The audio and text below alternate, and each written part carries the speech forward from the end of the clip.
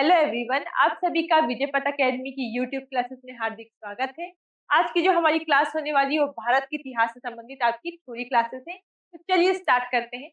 सभी लोग ध्यान से समझते चलेंगे, ठीक है। तो चलिए देखिए, सबसे पहले आप ये जानिए कि जो इतिहास है उसको तीन भागों में विभाजित किया गया है। एक आपका प्रागैतिहासिक काल, एक आद्य ऐतिहासिक काल और ऐतिहासिक काल। अब इन तीनों में अंतर किस हिसाब से है? देखिए, अगर प्रागैतिहासिक काल की बात करें तो इसमें हमको दो प्रकार के साक्ष्यों के आधार पर चलेंगे, ठीक है। एक आपका प्रागैतिहासिक काल में पुरातात्विक साक्ष्य, एक आपका लिखित साक्ष्य, ठीक है। दो साक्ष्य को देखिएगा। तो अगर हम प्रागैतिहासिक काल की बात करें तो इसमें क्या मिला है हमको?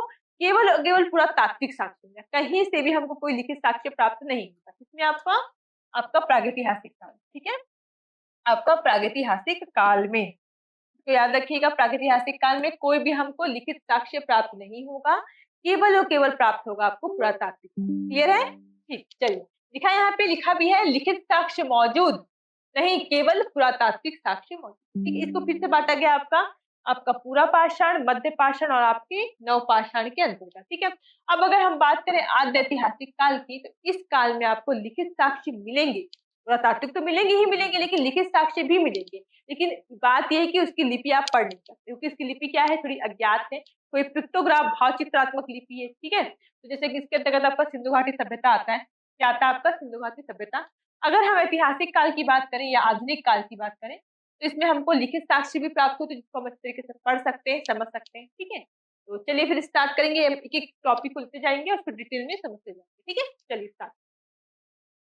सभी लोग इस चीज को नोट डाउन करिएगा, ठीक है। सबसे पहले अगर हम पूरा पाषाण काल की बात, ठीक है, तो इसके बारे में सामान्य जानकारी ये जानिए कि इस समय मानव क्या है? शिकारी। क्या है आपका? शिकारी। आखेटक खाद्य संग्रह। और इस समय आपकी आग की खोज होती है, ठीक है। अगर इसके कालक्रम की बात करें हम लोग, तो इसका कालक्रम आरंभ से आप मान लीजिए आपका 10,000 वर्षों तक रहा। अब हमको ये तो नहीं पता कि कब से आरंभ हुआ होगा, ठीक है, लेकिन अनुमानतः 25 लाख समथिंग समथिंग माना जाता है। लेकिन फिर भी अज्ञात मान के हम क्या लिखते हैं? आरंभ से, ठीक है। क्या लिखेंगे हम लोग? आरंभ से, ठीक है। आरंभ से आपका 10, इतना मान के चलते हैं, ठीक है। अब इस समय इसकी विशेषता ये है कि इस समय मानव क्या है? शिकारी। इस समय मानव क्या है? इस समय मानव शिकारी, ठीक है। क्या शिकारी है वो? आखेटक खाद्य संग्रह। क्या है वो? आखेटक। चलिए इसको मैं नीचे लिखती हूँ, जगह नहीं इधर, ठीक है।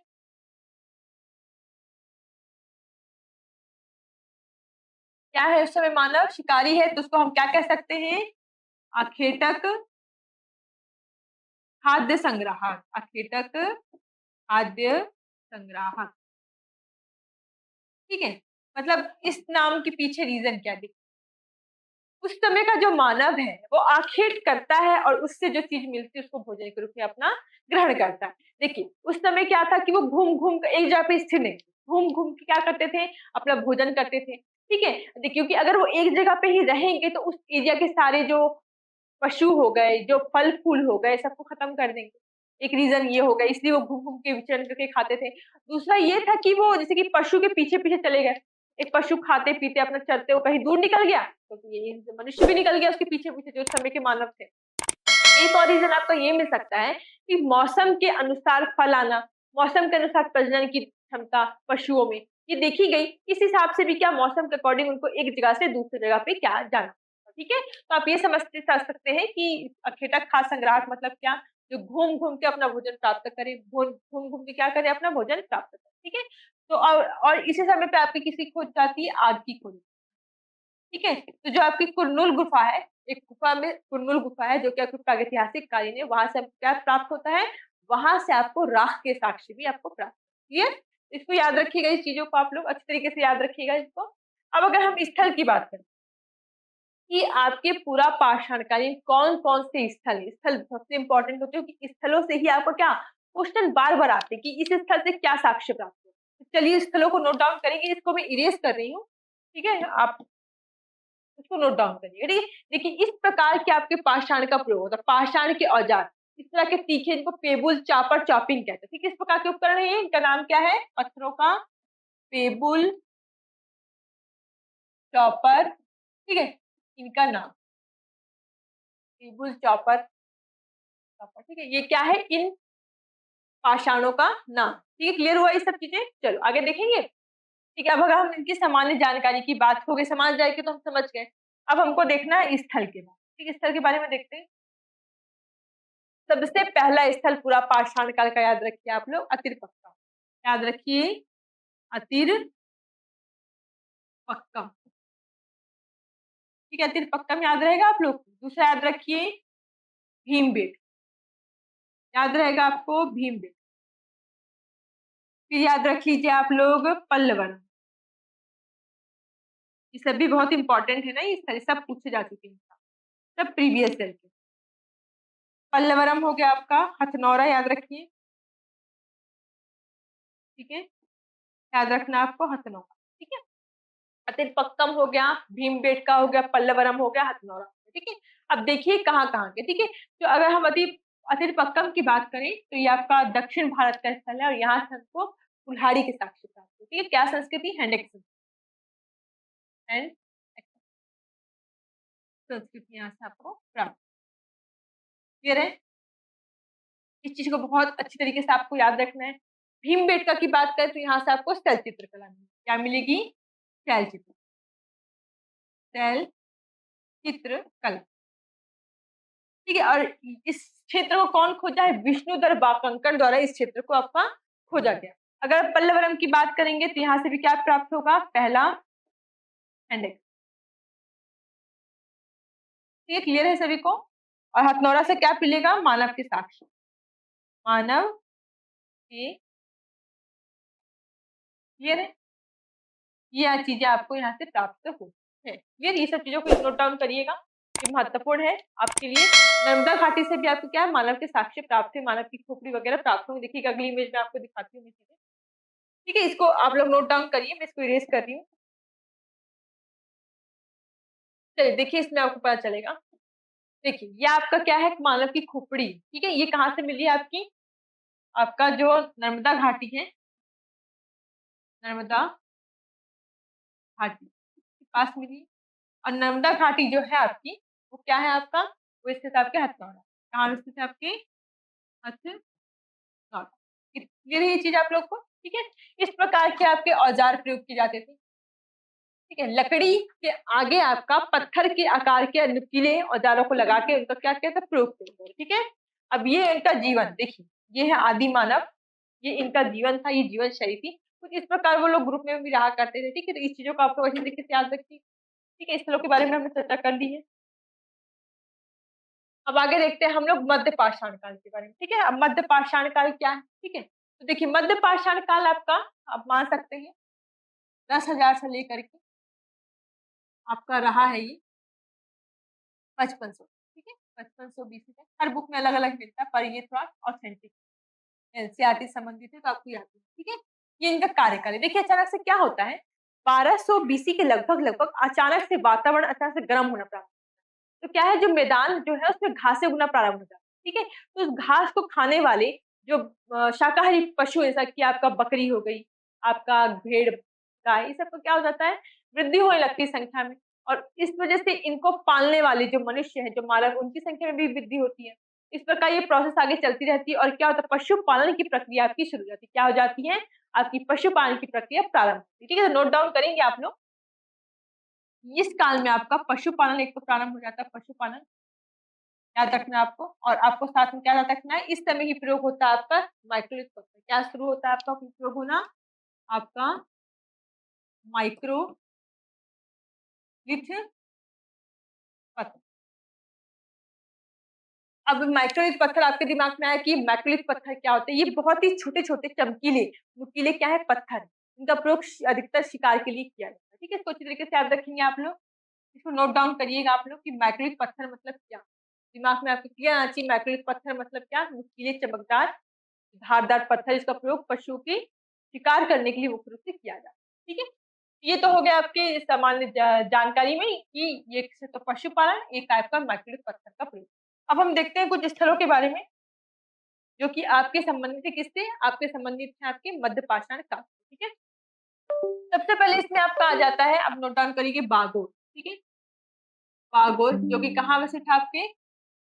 राजस्थान। बागोर आपको कहाँ स्थित है? आपका राजस्थान में है। ठीक, यहाँ से पशुपालन के साक्ष्य मिलेंगे आपका पहला। दूसरा आप लोग याद रखिए आदमगढ़। क्या आपका? आदमगढ़। यहाँ से भी क्या प्राप्त हुआ है? पशुपालन के साक्ष्य। ये आपका मध्य प्रदेश में। कहाँ पे है? मध्य प्रदेश। यहाँ से भी पशुपालन की ही साक्ष्य आपको प्राप्त हो। ठीक है, फिर आपका आता है तीसरा महदहा। महदहा से आपको हड्डी व सिंग निर्मित उपकरण प्राप्त होंगे। क्या प्राप्त होंगे? हड्डी व सिंग निर्मित उपकरण। ठीक है, सिंग निर्मित उपकरण, निर्मित आपके उपकरण आपको प्राप्त होंगे। क्लियर है? जैसे याद रखिएगा हड्डी व सिंग निर्मित उपकरण आपको मिलेंगे। चौथा याद रखिएगा आप लोग दमदमा। दमदमा आपका महदहा और दमदमा आपकी उत्तर प्रदेश के प्रतापगढ़ जो जेल क्षेत्र है वहां पे मिलेंगे स्थल है ये। दमदमा में क्या है कि 41 मानव समाधान प्राप्त हुआ। लगातार 5 वर्षों तक यहाँ उत्खनन का कार्य चला और आपको क्या प्राप्त हुआ? लगातार 5 वर्षों तक उत्खनन के बाद यहाँ से हमको क्या मिलता है? पशुपालन के साक्ष्य। ठीक है, लिखेंगे लगातार 5 वर्षों के बाद यहाँ पे क्या मिलता है? पशुपालन के। दमदमा से आपको क्या मिलता है? आपको मिलता है शवट। क्या मिलता है? पशुपालन नहीं, पशुपालन के साक्ष्य भी है यहाँ पे, लेकिन मुख्यतः आप देखेंगे दमदमा से जो हमको साक्ष्य मिलता है वहां पे हमको 41 मानव समाधान मिलते हैं। मानव समाधान प्राप्त होते हैं।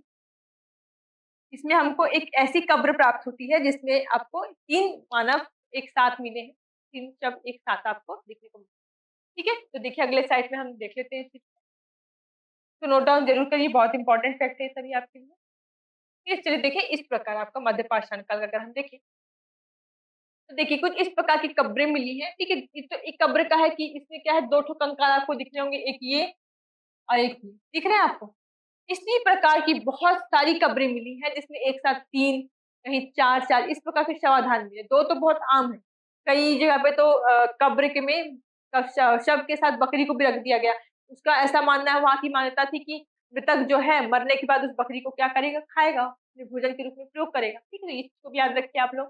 ठीक है, अब ये गुफाओं में अगर सचित्रों की बात करें तो कुछ इस प्रकार के सचित्र मिले। ये पशु है, ये सीढ़ीदार मानव जो है लाइन से, इस प्रकार के ही सचित्र आपको देखने को गुफाओं में प्राप्त। ठीक है, तो मध्य पाषाण का ही हमने चीजों को समझा। ठीक है, अब आगे चलते हैं हम लोग नवपाषाण काल। चलिए नवपाषाण काल को देखते हैं हम लोग।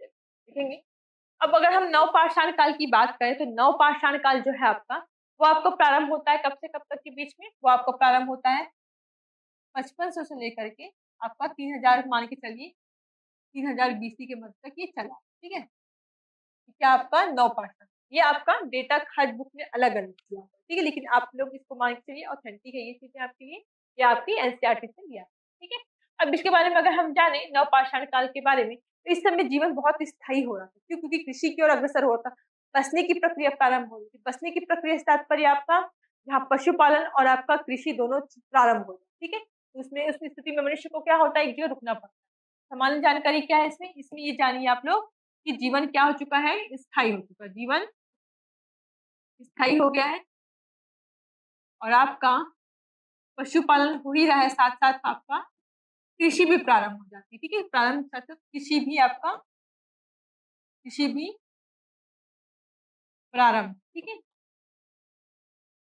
ये समझ आया आपको? कृषि भी आपको, पशुपालन भी हो रहा है और आपको कृषि भी क्या हो रही? प्रारंभ। ठीक है, अब देखेंगे कुछ हम स्थलों के बारे में कि इस काल के कौन कौन से स्थल रहे। उन स्थलों को बहुत से नोट डाउन करिएगा। सबसे पहले आपको क्या आता है? मेहर। क्या आता है आपका? मेहरगढ़। अब ये मेहरगढ़ कहाँ पे?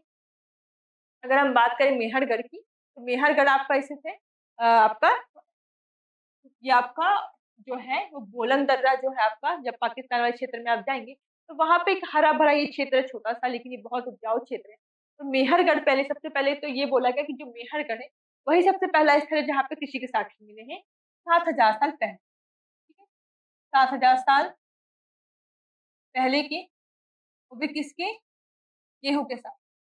यहाँ से आपको मिलेंगे गेहूं के साक्ष्य। ठीक है, लेकिन अभी नवीनतम खोजों के आधार पर ये बताया गया कि लहुरा द्वीप, कौन सा स्थल आपका? लहुरा द्वीप, ये आपका प्रथम कृषि क्षेत्र है। ठीक है, यहाँ से आपको मिले हैं 8000 साल पहले चावल के साथ, ठीक है। 8000 साल पहले क्या मिले हैं आपको? चावल के साक्ष्य प्राप्त हुए हैं। याद रहेगा, चावल के साक्ष्य प्राप्त हुए, प्राप्त हुए। क्लियर, इस चीज को याद रखिएगा आप, ठीक है, कि 8000 साल पहले यहाँ से चावल के आपको साक्ष्य प्राप्त होंगे, ठीक है। ये आपका एक मेहरगढ़ हो गया, एक आपका लहुरा देव हो गया। इन दो स्थलों के अलावा आप लोग याद रखिए कुलडी हवा। क्या है आपका? कुलडी हवा। यहाँ से आपको मिलता है चावल के साथ, यहाँ से भी क्या मिलेगा आपको? चावल के साक्ष्य आपको देखने को यहाँ से भी प्राप्त होंगे। ये क्या मिलेंगे आपको? चावल के साक्ष्य यहाँ से आपको देखने को मिलेंगे, ठीक है। तो ये आपको क्या होगा? मेहरगढ़ होगा, लहुरा देव होगा, कोल्डी हवा होगा। इन तीनों को अच्छी तरीके से याद रखिए। अन्य स्थल में देख लीजिए आप, इसको मैं इरेज कर रही हूँ, ठीक है। आप लोग इसको क्या कीजिएगा? स्क्रीनशॉट ले लीजिएगा, ठीक है। आप देखिएगा आप लोग आगे। अब आपका आता है बुर्ज। बुर्ज हो, ठीक है। जो बुर्ज होम है आपको कश्मीर वाले क्षेत्र में है। अब बुर्ज होम में क्या होता था? गर्तावास के साक्ष्य मिले। किसके साक्ष्य मिले हैं? गर्तावास के साक्ष्य, गर्तावास के साक्ष्य प्राप्त। क्लियर हुआ? गर्तावास के साक्ष्य आपको प्राप्त होंगे। इसमें क्या होता था? जो घर होते थे ना, वो थोड़ा नीचे की तरफ बनाए जाते। घर जो होते हैं आपका सीधा क्या बोलते हैं? मुख्य भूमि बना बना के नीचे की। ये एक रीजन ये भी था ताकि उस समय उसके मौसम के अकॉर्डिंग ठंड से बचा जा सके। ये ठंड से बचने के लिए बनाए गए। ये गर्तावास के साक्ष्य प्राप्त हुए। अगर हम गुप्त कराल की बात करते हैं, गुप्त कराल, तो यहाँ से आपका कृषि के भी साक्ष्य प्राप्त हुए हैं। कृषि प्लस आपका पशुपालन के साक्ष्य भी प्राप्त, ठीक है। अगला स्थल की अगर हम बात करें तो आपका नागार्जुन कोंड है। नागार्जुन कोंड, यहाँ से आपको मृदभांड के साथ, ठीक है, एक नागार्जुन कोंड। यहाँ से आपको क्या प्राप्त हुआ है? यहाँ से आपको मृदभांड के साक्ष्य प्राप्त, ठीक है। अब मृदभांड क्या होता है? ये मिट्टी के बर्तन होते हैं, ठीक है। उसको क्या कहते हैं? अपन मृदभांड कहते हैं, ठीक है। तो ये आपके कुछ हो गए स्थल। कैसे स्थल है ये आपके नवपाषाण का ही स्थल, ठीक है। फिर धीरे धीरे क्या होता है? नवपाषाण काल का अंत होता जाता है और क्या होता है? आपका तांबे का प्रयोग सबसे पहले शुरू होता है। तो आपका तांबा और पत्थर मिक्स करके औजार बनाए जाते हैं, वो आपका ताम्र पाषाण काल। कि बहुत सारी बस्तियां जैसे बनास, आहड़, गिलुंद, इनामगढ़, इस तरह की बहुत सारी बस्तियां देखने को मिलेंगी। और इसके बाद हमारा क्या शुरू हो जाएगा? सिंधु घाटी सभ्यता 2500 से 1750 स्टार्ट हो जाएगी। तो चलिए, जो हमारा आज का जो टॉपिक था प्रागैतिहासिक काल संबंधित, उसे हमने समाप्त किया। और मैं उम्मीद कर रही हूँ चीजें आपको बहुत अच्छे से समझ आई होगी, ठीक है। अगर कहीं भी किसी को भी कोई डाउट होगा तो आप कमेंट सेक्शन में बताइएगा कि हाँ ये डाउट है। तो चलिए फिर आज से हम समाप्त करते हैं। सभी का बहुत बहुत धन्यवाद।